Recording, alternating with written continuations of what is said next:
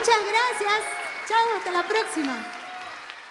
Edición agotada. Todo lo que a vos te interesa sobre el mundo de la edición y las editoriales de LIG está acá.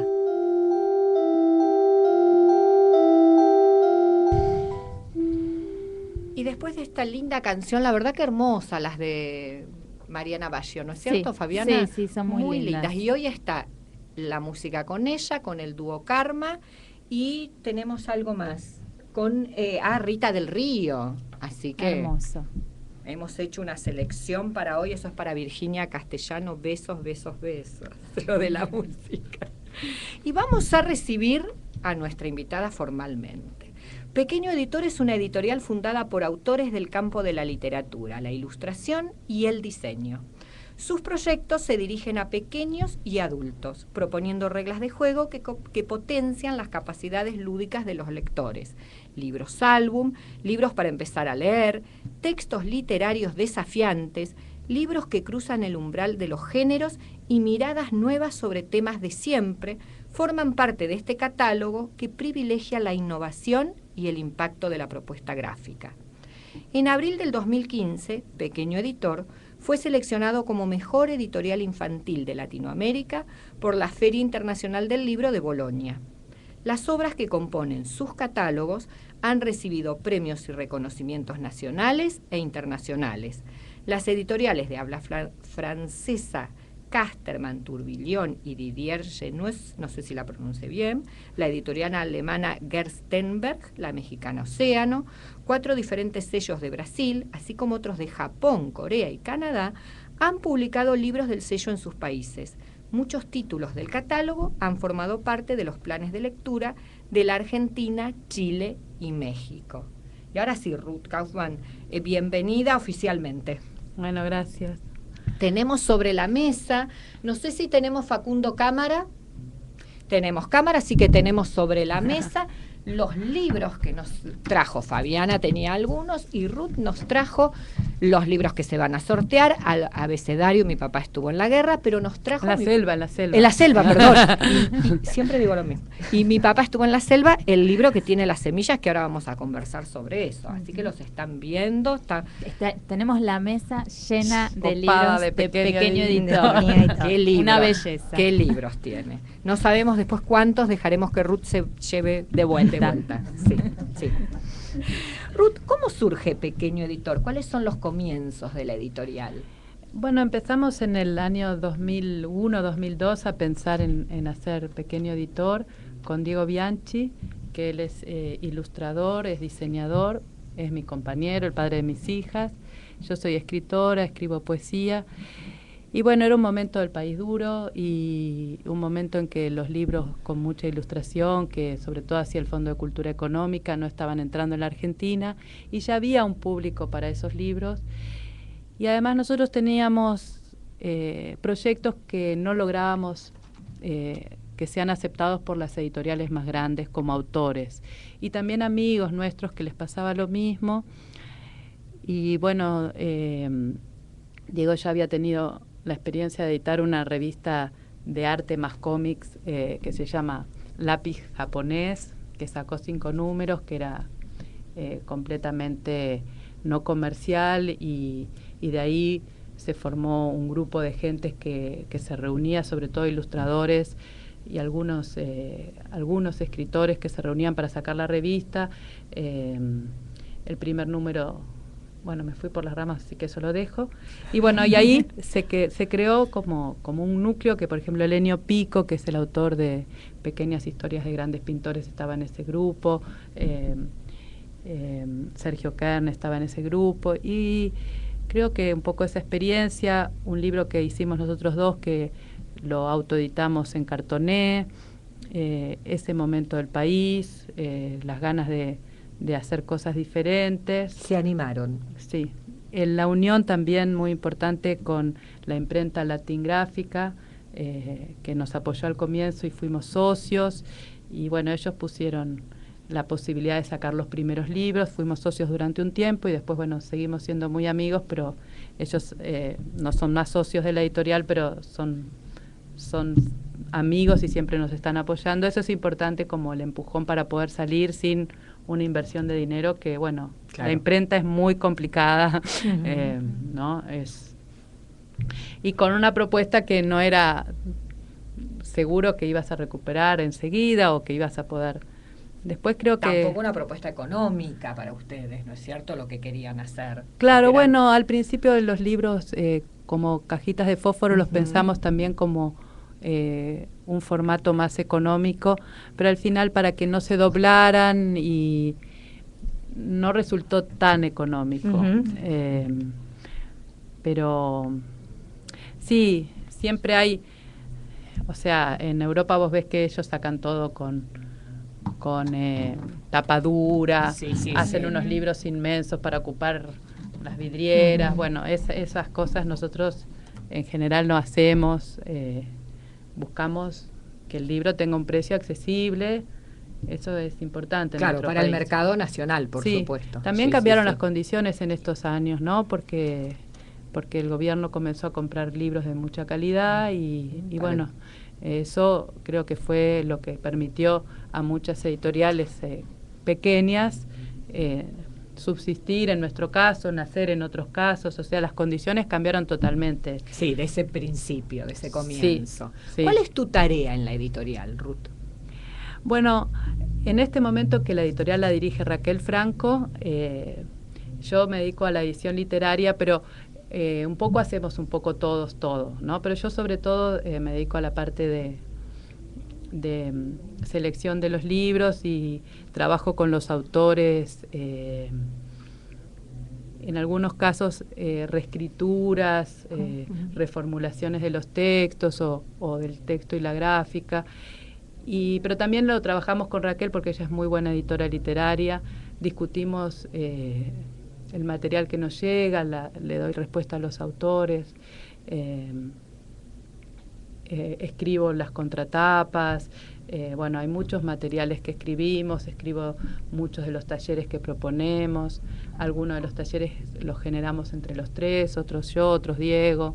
¿Te llegan muchos textos a la editorial? ¿Muchas propuestas? Está difícil decir cuánto es mucho. Llega. No sé si mucho, porque... Y de lo que te llega, ¿cuánto pueden cristalizar ustedes después en edición, en un libro que sale?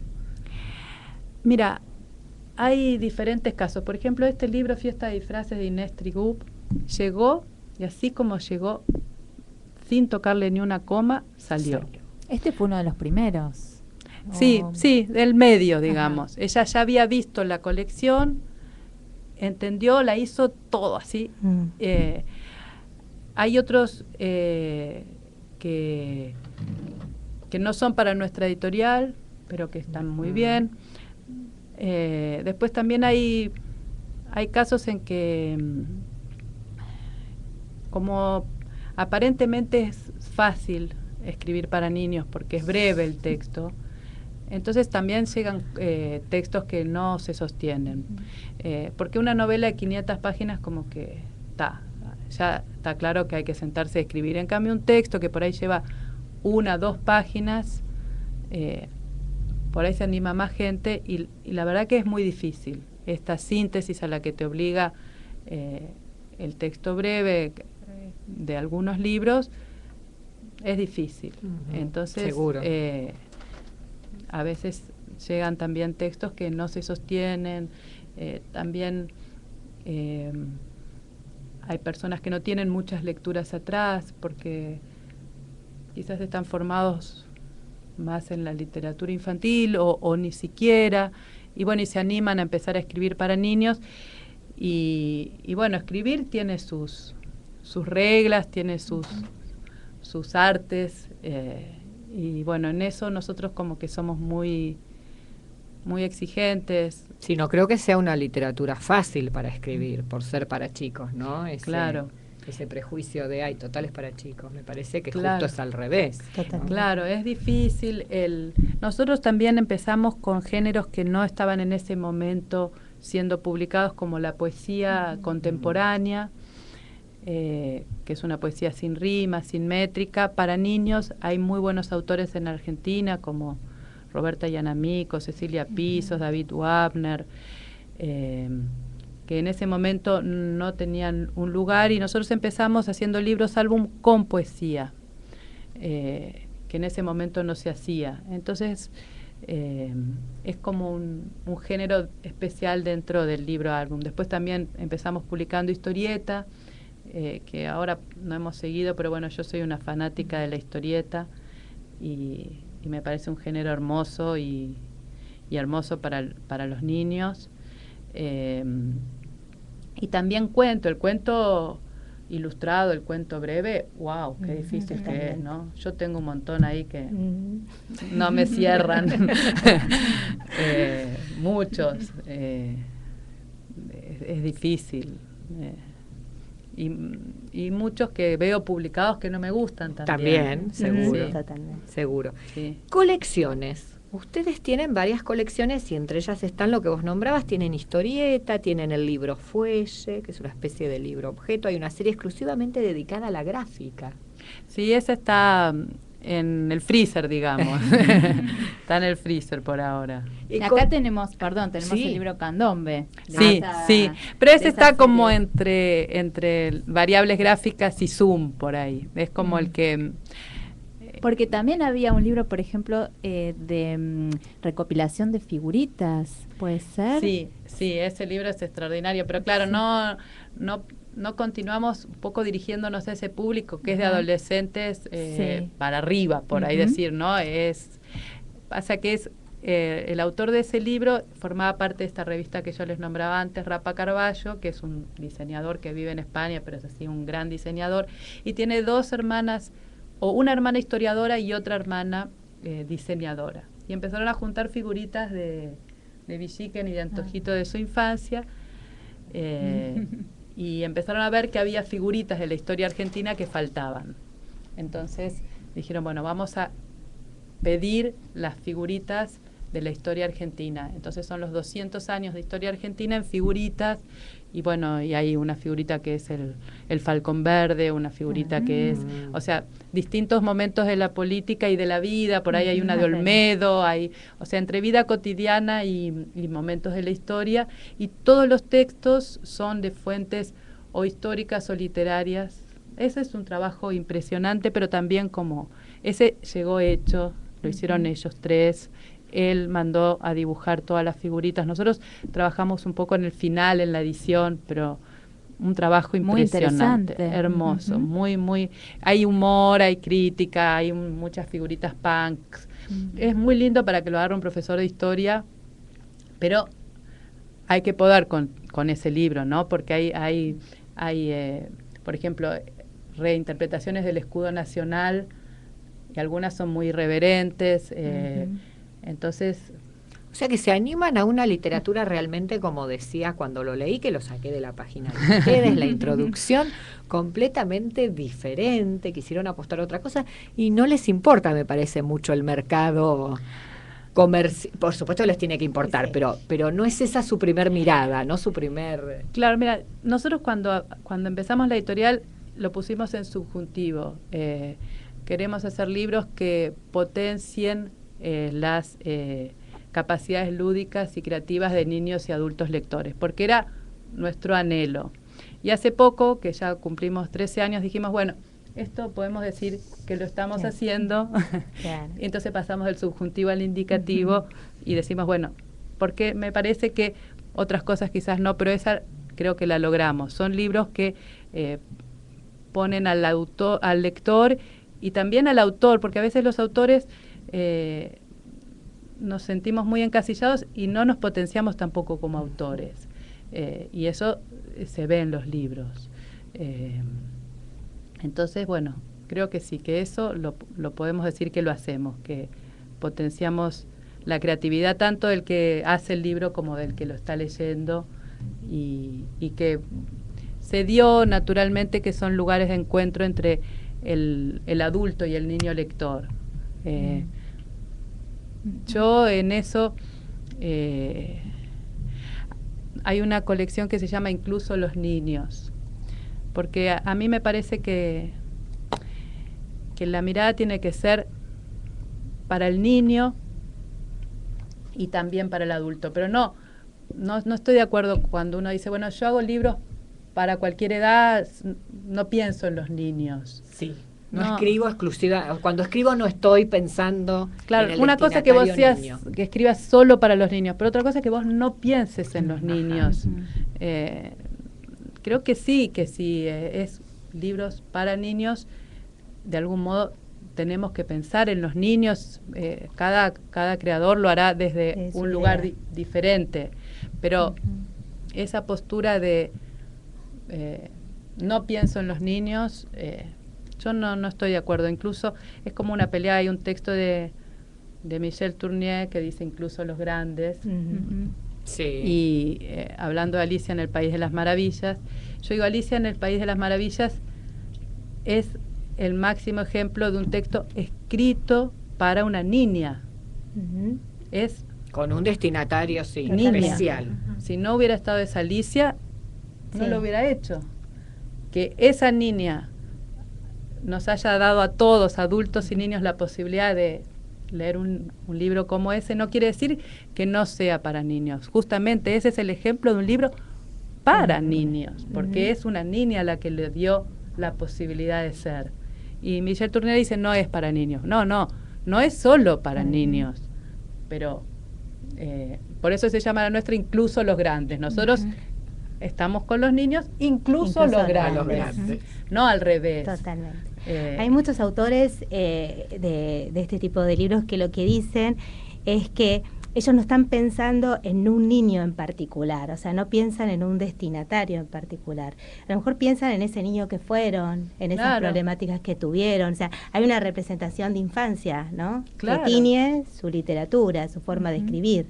Y eso se nota, ¿no? Eso, de no ser un cliché o algo que viene de los medios.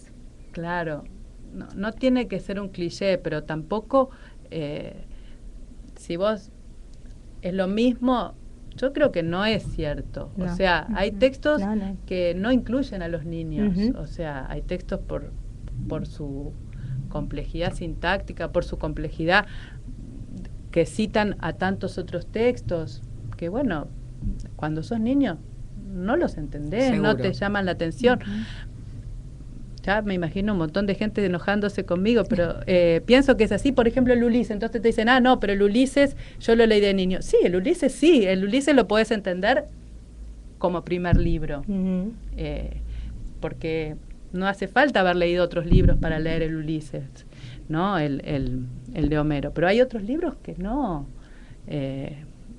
Entonces, bueno, incluso cuando no existían los libros para niños, de esos libros que eran para todos, algunos los niños y los jóvenes los amaban y otros no. Totalmente. Se apropiaron. Se apropian de algo, sí, de algo toman del libro. Sí, claro, pero no todos, ¿no? Claro, Hay autores que nunca, nadie que hable de libros para niños va a decir, a mí a los 8 años, no sé, ahora no se me ocurre, pero amaba a Sebald, ¿no? Sí, totalmente. Sebald, por ejemplo, un escritor que a mí me encanta.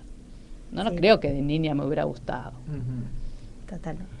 Volviendo a esto de los libros que proponen una mirada diferente, en un libro en tamaño real, ¿qué desafíos implicó hacer este libro? Este libro, digamos, que presenta todo en tamaño real.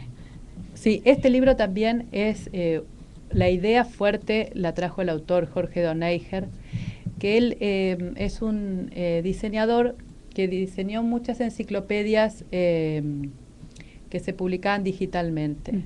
Entonces él se quedó pensando, ¿qué es lo que tiene el libro que no tiene lo digital? Él dijo, el libro lo que puede tener es el tamaño real. Es un libro muy exitoso en el sentido que muchos países nos compraron los derechos, por ejemplo, una editorial alemana como Gestenberger, cuando... Claro, vos sos una editorial así chiquita de un país, que estábamos en Bolonia en un stand compartido, y vos ves que editores con 20, 30, 50 años te compran los derechos y bueno... Estamos bien. Algo ocurrió. Algo estamos haciendo. Y este libro pasó eso, porque claro, él yo creo que hace un cruce poético de lo informativo. Sí. Hay una página... hay cosas que yo me enteré conversando con él. Por ejemplo, esta página, que es cuánto aire respiramos por día. Claro, todos los globos, no es lo mismo que te digan, a ver cuánto dice, 800 globos. Lo ves, ¿no? Él lo ves. Y él decía que, bueno, él tiene uno de sus hijos que tiene asma. Entonces que para él esta página tiene esa historia, que esos 800 globos para ese niño no son tan fáciles de llenar. Claro. Entonces, a veces vos decís, wow, mira, yo eso no está en el libro, pero en alguna forma quizás sí esté en esa representación de los globos, ¿no? Y así hay otras páginas que claro, vos ves la cucharita de miel y todas las flores, y entonces te da como otra visión, Otra claro, dimensión otra de las dimensión. cosas, Sí. claro. Entonces, algo tan abstracto como eso, poder Claro. ilustrarlo. Claro. ¿no? La poder palabra verlo. real, Sí, viste totalmente. que él dice tamaño Sí. real. ¿Qué es lo real? La ¿Qué real, cosa tan claro. inaprensible es lo real? Y de repente lo real del trabajo de una cucharadita de miel, acá no digo que lo real siempre se te escapa, pero se te acerca mucho más. Sí, Entonces seguro. yo creo que eso es lo que tiene este libro, que vos decís, y la próxima vez que te tomás una cucharadita de miel, Vas a pensar. Exacto. tiene Exacto. otra Sí, densidad esa totalmente, cucharadita de miel. totalmente, Y no es, en ese sentido la imagen es muy pregnante, porque si te dice acá dice cuántas flores, más de 4.000 flores, no es lo mismo que verlas, ¿no? Y Totalmente. Jorge puso 4.000 flores, porque él es así, las contó y las puso, ¿no? Ah, Sí. Lo mismo con la leche, la cantidad de leche que da una vaca por día. Entonces, este es un libro, la verdad, maravilloso. Pero yo quiero que vayamos a otro libro, ¿no, Fabiana? El de Mi papá estuvo en la selva, no en la guerra. Lo trajimos. Que además nos trajiste el que es libro árbol. Sí. Y acá nosotros vemos las semillitas. Sí. si las Contanos un poco cómo surgió este libro. Bueno, este surgió junto con una gente creativa de una agencia, la idea de unir, claro, un poco tiene que ver con esto que decíamos de tamaño real, que los libros se hacen con papel y el papel sale de los árboles. Incluso en el cierre de tamaño real está en la imagen de el tamaño de el tronco con el que se hizo este ejemplar. Ajá. Y bueno, esto va en ese camino, recuperar la relación entre el objeto libro y el árbol, y cómo recuperar ese ciclo. Y en ese sentido el libro Mi papá estuvo en la selva es especial para contar esa historia, porque es un libro que ya teníamos publicado, pero que cuenta un viaje a la selva de una persona de la ciudad, pero la cuenta el hijo, que está como asombrado con lo que el padre le contó. Y un poco es como invertir ese viaje o sea, el niño trata de imitar la selva y trata de hacer las cosas que se hacen en la selva en la ciudad. Y tiene todo un tono humorístico, pero también tiene un trasfondo de ver si hay caminos entre una manera de vivir y otra. Y bueno, y los autores son Gusti y Andesis, que ellos son los dos ilustradores, pero en este caso Gusti escribió, y Gusti realmente estuvo en la selva. Él está haciendo un trabajo hace años con aves y de investigación. Entonces, para mí lo que tiene este libro que es muy verdadero, que Gusti, o sea, hay muchos libros de ecología y quizás en un nivel hay mensajes que se repiten, que hay que cuidar la naturaleza, pero Gusti lo dice desde un lugar que en él es verdadero. No es fácil distinguir eso cuando uno lee, pero bueno, para mí se siente eso, ¿no? En la lectura de este libro. Totalmente. El final es muy lindo, y dice: Mi papá me dijo que la selva es un ser vivo que se muere y vuelve a nacer y que es como una casa para miles de animales y plantas y que ahí dentro viven muchos espíritus. Si un día voy a la selva, voy a decirle a los espíritus que los quiero y que están invitados a venir un día a casa a tomar chocolate con churros. Muy lindo. Qué lindo. Es muy lindo. Es muy lindo. Muy lindo. Y es muy gusti, ¿no? Totalmente. Ujú. Bueno, y eso es lo interesante, lo que vos estabas comentando del autor del tamaño, un libro en tamaño real, esto que te había podido aportar el autor en esta conversación, cargaba aún más de significación eso que estaba en el libro. Y con esto de Gusti es verdad, uno conociéndolo al autor, yendo a internet y buscando algo de su vida, encuentra esto, que un libro se acerca a una experiencia más real, ¿no? Claro. Y lo diferencia de otras historias que a lo mejor son más armadas, más una ficción, y en esto hay algo de él que uno lo ve. Lamentablemente, como siempre, la fábrica de cuentos debería ser más larga, pero antes de terminar la entrevista con Ruth, que la verdad, la editorial es una editorial para tenerla en cuenta. Tenemos muchos mensajes, después Ruth te vamos a leer algunos. Sabemos que ustedes también realizan eventos, clínicas, una parte de gestión cultural tiene la editorial, Sí. ¿no es cierto? Sí. Eso también cómo surgió, cómo se les ocurrió, además de los libros, la parte de los talleres o clínicas para... Digamos que fue naciendo todo junto. Ahora, el año pasado como que lo formalizamos más en armar clínicas que la gente venga a aprender, pero pienso que es parte como de quiénes somos nosotros.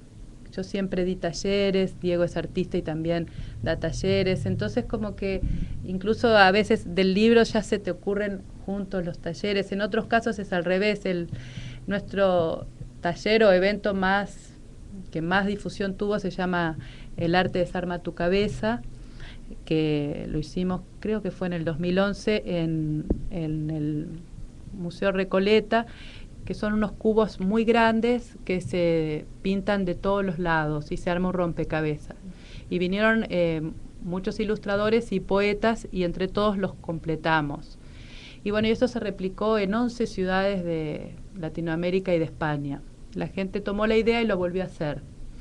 Y después de ahí, Diego hizo un libro que es Rompecabezas. Ujú. Entonces, como que hay una ida y vuelta, me parece que como parte de nuestro modo de ser, de crear, y algunos eventos como ese se sueltan y se replican. Después hicimos uno que fue muy lindo en la Feria del Libro de Buenos Aires, que escribimos un libro en vivo con la gente, y después había ilustradores que lo ilustraban en el momento, y después la papelera Palermo nos acompañó, hizo el papel en el momento y se fueron haciendo los libros, y son una palabra con una definición escalonada, es una consigna de taller. Sí, sí. Y bueno, hay algunas definiciones hermosas e interactúan con las ilustraciones de los ilustradores, y después, bueno, está en la web para que el que lo quiera hacer en su escuela, en su taller, Lo pueda No repetir. puede ser. claro. Nos quedó para charlar sobre Abecedario, Sí, que es un libro libro bellísimo que premiado. reseñamos acá. Sí. Libro hermoso. Sí, nos quedó un montón para charlar. Bueno, podemos la vamos a volver a invitar. Sí, seguro. Pero bueno, te agradecemos mucho, Ruth. Te decimos que acá hay gente como Sebastián Vargas que dice que se acuerda de la Pi japonés y que le gusta tu catálogo. Tierra de Libros, que está chocha. El pájaro de la suerte, Cecilia Pisos, dice que es muy lindo. Roxana Prusan también, me encanta, pequeño editor. Cocorocó también es su preferido. Elizabeth Acá Aguillón está. nos dice potenciar la creatividad, gran desafío, buenísimo. Mi papá estuvo en la selva, fue uno de los primeros libros que tuvo Silvina en su librería, en Acasuso, así que hubo muchos mensajitos y mucha gente Muchísimas gracias. escuchando. Te agradecemos a vos, Ruth. Quédate con nosotros.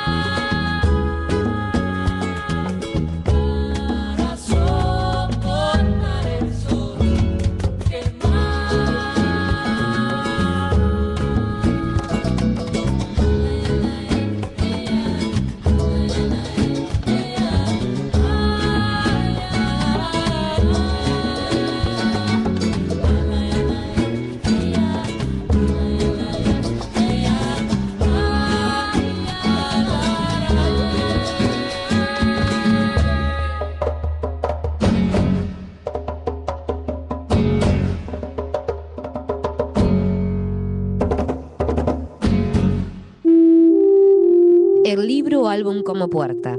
Es una invitación a abrir y habilitar libros álbum. Una sección en la que se invita a entrar para ser autores.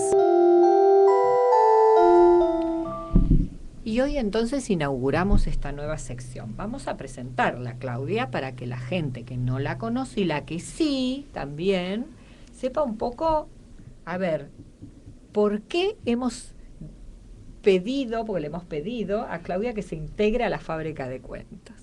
Claudia Cadenazo trabajó muchos años como docente en el área de educación especial con niños y adolescentes. Es licenciada en psicopedagogía y especialista en educación, lenguajes y medios por la Universidad de San Martín. En la actualidad trabaja como capacitadora en alfabetización mediática de docentes del nivel inicial y estudiantes del profesorado. También desarrolla y coordina proyectos en espacios de educación formal e informal, con niños, adolescentes y adultos en temáticas vinculadas a la educación y la cultura visual. Participa como docente investigadora de un programa de investigación de la Cátedra de Psicopedagogía Clínica de la Facultad de Psicología de la UBA. El proyecto aborda el uso de las nuevas tecnologías en niños en situaciones de vulnerabilidad social, con el objeto de favorecer el despliegue de experiencias subjetivas, dinámicas y creativas capaces de potenciar el aprendizaje. Es también miembro de la actual comisión de ALIJA, la Asociación de Literatura Infantil y Juvenil Argentina, y por otro lado, en la librería especializada en libros álbum y libros ilustrados, Los Libros del Vendaval, que queda en el barrio de Colegiales de nuestra ciudad, coordina talleres para profesionales y estudiantes del área de la educación, la comunicación y la salud, como así también a cualquiera que esté interesado en descubrir más en relación a los libros álbum como objetos culturales.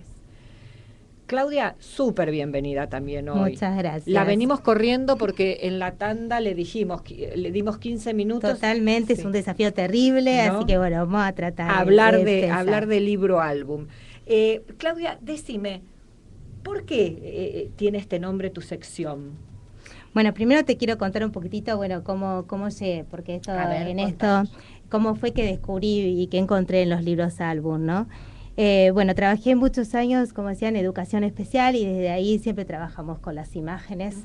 Y por esto que trabajaba, yo sentía que sumando los consumos culturales de los chicos, imitando lo que trajese en eso, quizás podía captar más la atención de los chicos porque les iba a convocar desde el placer. Pero bueno, sucedió que me empezaron a traer muchas cosas, muchos materiales y en algún punto yo no sabía cómo manejarlo, ¿no? Era como, bueno, ¿con esto qué hago? Entonces decía, bueno, tengo que aprender cómo se lee esto, desde qué manera, cómo acercarlo. Y fue ahí que hice un postítulo de nuevas alfabetizaciones con gente del CEPA. Y ahí descubrí en el módulo de alfabetización mediática, informática, algunas herramientas y me empecé a animar a continuar y a probar. Pero me seguían faltando elementos y aparte me interesaba mucho lo que iba pasando con los chicos, ¿no? Porque de repente me traían estos materiales que a mí mucho no me interesaban, pero ellos me contaban cosas apasionantes sobre eso. Y entonces hice la carrera de psicopedagogía tratando de ver en qué espacios aprendemos, que no sea la escuela, y cómo tender puentes entre la escuela y los medios de comunicación para poder aprovechar estos aprendizajes de otra manera. Fue ahí que terminé la carrera y seguí especial, porque me faltaban herramientas, siempre falta. Entonces hice la carrera de educación, lenguajes y medios en la Universidad de San Martín y ahí en mi tesis desarrollé un proyecto de educación en medios para el nivel inicial, porque sentía que desde ahí los chicos aprendían mucho de las imágenes, de los consumos culturales y bueno, y esto había que abordarlos. Entonces decía, bueno, voy a empezar por esta área. Pero bueno, siempre trabajar con los medios, traer el cine, la televisión, porque yo era así, trabajemos con estos objetos provocadores. Bueno, a veces cuesta ingresar. Entonces buscaba material. Y en esta búsqueda de material un día me encontré con los libros álbum. Que si bien, sin duda yo me había cruzado con estos libros, pero ahí era volver a encontrarme con una mirada que venía haciendo todo un recorrido, ¿no? Y además tuve la maravillosa, recuerdo una experiencia en términos de Jorge La Rosa, esa experiencia que te dejan marca. Estaba en una librería, en el suelo, Y a mí me gustan mucho las librerías, porque ahí ves las reacciones de la gente ante estos libros. Entonces ves la gente que abre un libro, álbum o un libro ilustrado, y entra y se sonríe, y ves que mueve las manos y lo abraza, lo toca, y ves otros que abren, cierran, se quejan de que no tiene texto, hablando de lo escrito. Entonces, en ese momento me siento, abro un libro, álbum, y una nenita de 2 años se acerca y se sienta conmigo. Y empieza a acariciar el libro, una nena que hablaba poquitas palabras. La madre me decía, no te va, correte, decía, discúlpame, te está molestando. No, le digo, no, déjame, pues está maravilloso. Y yo empecé a leer, y ella en realidad me empezó a mostrar algunas cosas. Era de Olivia, de Ian Falconer. Entonces ella conocía a este personaje y me empezó a nombrar al personaje, y ahí yo empecé a leerle también y fuimos entrando. Y fue una experiencia maravillosa, porque no solamente yo pude ver esto como yo iba leyendo a partir de lo que ella me iba leyendo a mí, sino la mamá también podía ver esto en su hija, que estaba maravillada cómo se había puesto a seguir. Y la lectura mía fue de adelante hacia atrás y de atrás hacia adelante, y de repente nos quedamos en una doble página, hicimos una pausa grande y la nena se puso a bailar y a moverse y a cantar. Entonces dije, wow, es esto. Este es el caballito de Troya, donde van a salir todos mis soldados y van a traer un montón de materiales. Y fue ahí que dije, bueno, con esto vamos a seguir trabajando. Pero a mí me interesaba el libro álbum no solamente como objeto, sino esto, ¿no? ¿Qué nos pasa con estos objetos? ¿Y qué podemos hacer a partir de estos objetos? Entonces, fue ahí que, buscando también materiales, encontré el marco teórico de la cultura visual. La cultura visual es un campo que es un campo interdisciplinario, donde aparecen los aportes que tienen que ver los estudios literarios, pero también los estudios del medio, la semiología, la psicología cognitiva, la pedagogía. Entonces dije, bueno, es desde acá, poder verlo desde distintos ámbitos, y poder trabajar con el libro para poner en relación con otros objetos culturales. Porque lo que tiene de maravilloso el libro álbum, esto de, bueno, ¿de qué es un libro álbum, no? Es lo que veíamos en esto. Aquí hay ejemplos de libros álbum, que está las imágenes y también está lo escrito.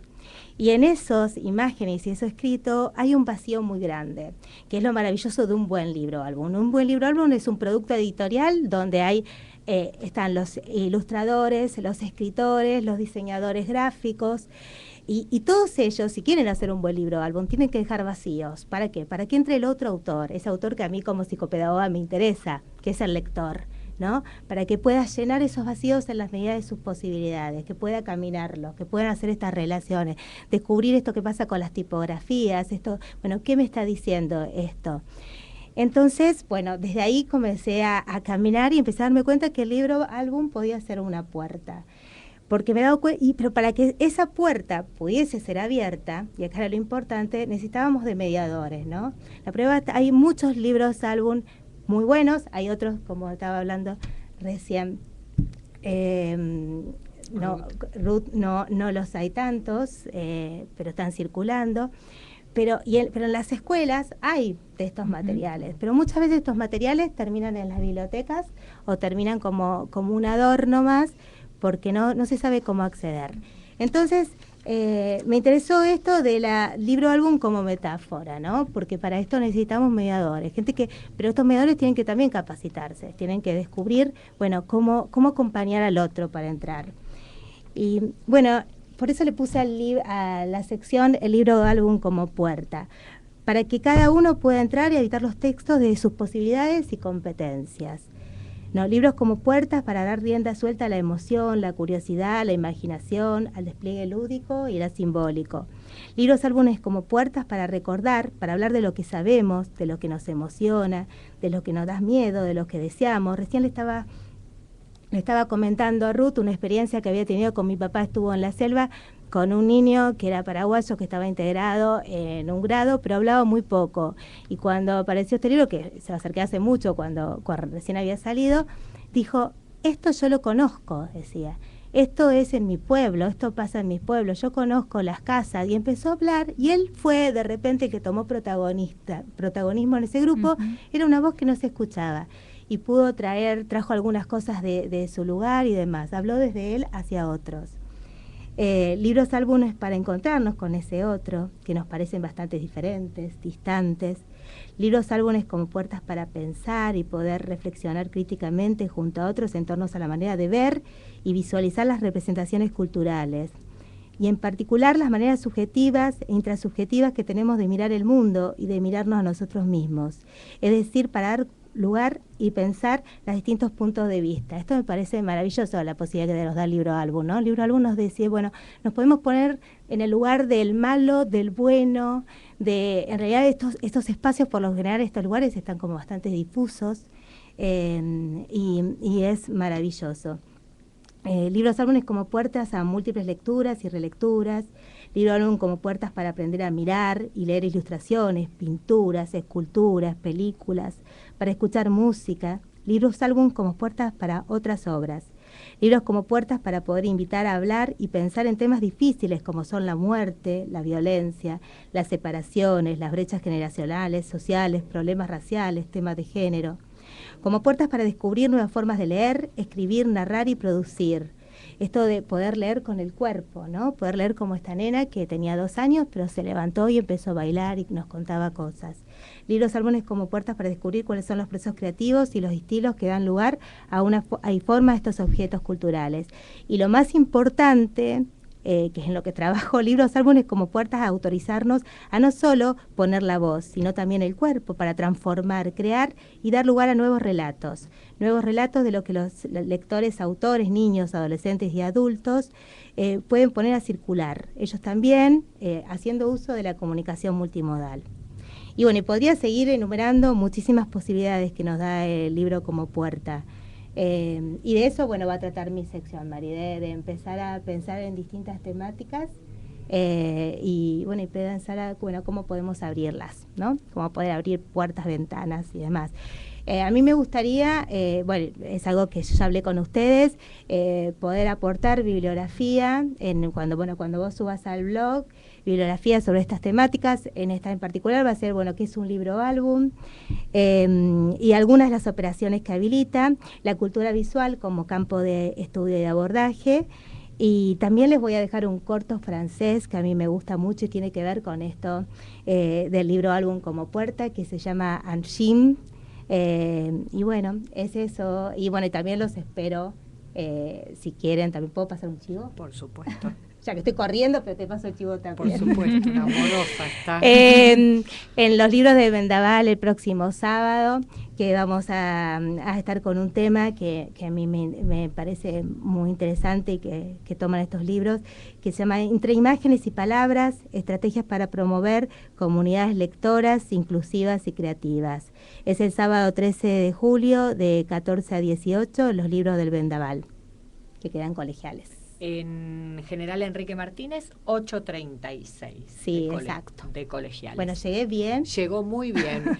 Yo sí, les voy a decir que cuando ella me propuso lo del blog me pareció súper interesante, que además de poder, porque en el blog de la fábrica del programa Radio La Fábrica de Cuentos está siempre los programas para que los vuelvan a escuchar. Pero la verdad que me pareció súper interesante esto de dejarles material para que puedan seguir investigando. Totalmente. Y además abierto también que si nos quieren hacer preguntas, que yo pueda después retomar en mi sección. En la sección. Me encantaría. Totalmente. Claudia, te pedimos disculpas. No, todo bien, me encantó poder estar hoy con Pero Ruti. te agradecemos.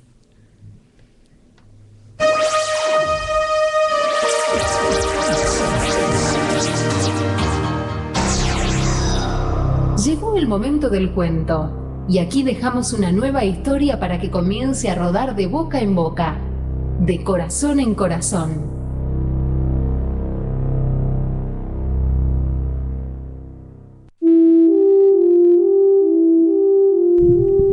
Y hoy tenemos a dos narradores, a Miriam Valles y a Carlos Maps, que son los que nos van a regalar los cuentos del final del programa.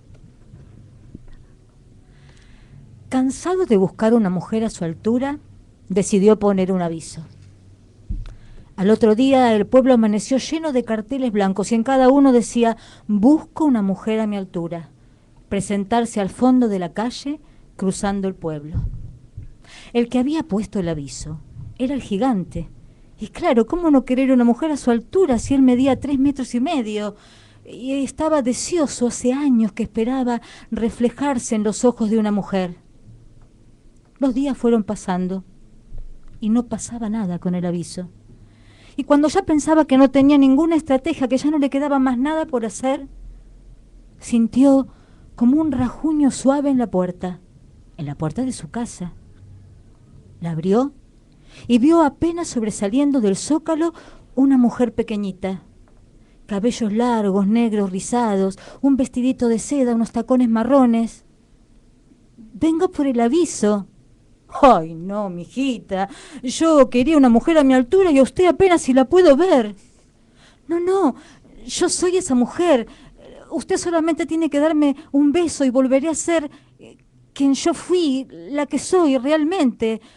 Lo que pasa es que una bruja maligna, envidiosa de mi posibilidad de enamorarme, me dejó así chiquita. Solo tiene que besarme para volver a ser quien soy». Oh, no. Embrujadas a mí no. Magia a mí. A mí no. A ver si la beso y no se agranda y en lugar de agrandarse se achica, se agranda y solamente por haberla besado me la tengo que quedar. Pero como el gigante era un caballero, pensó que tal vez podría invitarla a entrar. Y así lo hizo. La hizo entrar, la subió en la mesa y le ofreció algo de comer. Un platito de leche tibia, como le daba a su gatito. Ay, disculpe, realmente, la estoy tratando como a una mascota, pero es que la veo tan chiquita, tan... Pero mire, brujas, magia, no me van a convencer. Y ahí siguió hablando solo, hasta que se dio cuenta que ella no argumentaba, no hablaba, no peleaba, no le decía nada. Y fue ahí cuando ella, paradita arriba de la mesa, pensó que era inútil, que él no le había creído absolutamente nada y que tampoco valía la pena hablar con él, porque descubrió en lo más profundo de sus ojos una enorme desconfianza. Así que esperó que terminara de hablar. Y cuando no pronunció más ni una sola palabra, le pidió enojada que la bajase y la dejara ir. Fue ahí cuando el gigante quiso mirarle a los ojos, pero no los encontraba. Eran unos ojos tan chiquitos que estaban hundidos en una cabecita, en una carita tan pequeña, en una mujer tan diminuta. Bueno, dijo, después de todo un beso no se le niega a nadie. Puedo besarla, no voy a perder nada, al contrario, si la beso y no le pasa nada, se va a dar cuenta que ese beso no servía, que era en vano. Y así lo hizo. La puso en la palma de su mano y se acercó para besarla. No, dijo ella. Una mujer jamás debe besar a un hombre con los ojos abiertos, aunque eso sea lo único que haga con ella. El gigante cerró sus ojos, pero como era un caballero, le dijo que se acercara con cuidado. Tenía temor a tirarla. Y fue ahí cuando en un instante sintió que sus labios los acariciaba una plumita suave, dulzona, y en el momento que sintió como una cereza dentro de su boca, abrió los ojos y vio una mujer a su altura, con unos ojos tan grandes y luminosos que le hacían ver un camino, que existía un camino largo y profundo. El gigante ahí aprendió para toda la vida que hay riesgos que si no se corren nos dejan solos, esperando que alguien alguna vez nos golpee la puerta. Qué hermoso cuento. ¿Qué cuento es Miriam? Este cuento se llama El gigante solitario. No conozco el autor porque lo conocí escuchándolo. Es un regalo que me hizo Laura Di Ippolito, que es una narradora que admiro muchísimo y que para el día de mi cumpleaños, a las 12:01 del 27 de abril, recibo un llamado telefónico con su palabra y este relato narrado. Lindísimo. Lo llevo en mi lindo. corazón y hoy lo quise compartir con todos ustedes. Gracias. Muchísimas gracias. No, por favor. Y la verdad que nos pasamos de tiempo. Facundo sí nos dijo que nos corta todo, pero Carlos, nosotros te queremos en otro programa porque, a ver, sos un narrador para darle tiempo, no para decirle ahora. Nos en un peleábamos, minuto. pero yo quería que él pudiera contar. Pero es un caballero, es un No puede caballero. con su genio. Así que te vamos ya a tomar la palabra de que vas a venir en otro programa. Ruth nos va a decir 2 números hasta el 382 y nos vamos. Del 1 al 382. 127 y 201. 127 y 201. Le acaba de dar la suerte a los ganadores de los 2 libros. Muchas gracias. Así termina la fábrica de cuentos. Los esperamos Para vernos y encontrarnos. Hace 10 años encontramos la manera de llegar directo a tus oídos. Directo a tus oídos. Hoy seguimos marcando el camino. Radio Sónica, una década de radio interactiva.